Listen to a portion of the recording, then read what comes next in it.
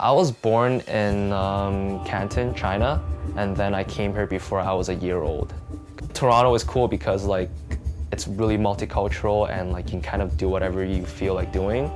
And so I guess like the biggest feeling of being a designer and artist in Toronto is just get that freedom.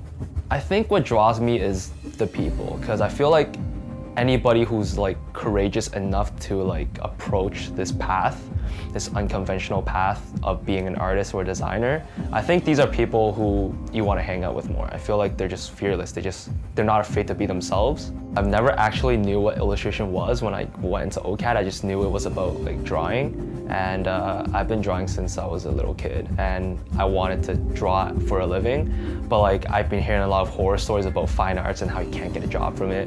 And then people say illustration is like halfway between fine art and commercial. You can kind of do like your own stuff but get jobs at the same time. So that was really why I did illustration.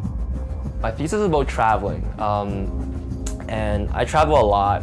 Every year, like I go travel ever since I was in elementary school. And basically, I think the problem that inspired this thesis was that tour guides are just really cliche and they only bring it to spots where only tourists go, and you can't really sort of get the full spectrum or like understand the whole culture of the place. Like, let's say you go to Paris and they're like, oh, I gotta go to the Eiffel Tower, or you're gonna go to the Louvre or whatever, right? But there's more to Paris than just that. So for my thesis, it's basically like 10 different places that people or tour guides don't tell you about, but locals know about.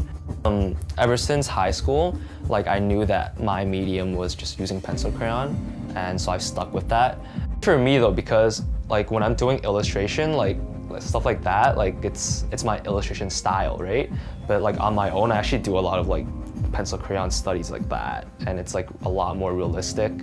I guess a lot of inspiration for illustration comes from Japanese illustrators and Taiwanese illustrators. I think a lot of like what I'm aiming for is to go into like travel or fashion like magazines, stuff like that, and less of the political and editorial illustrations.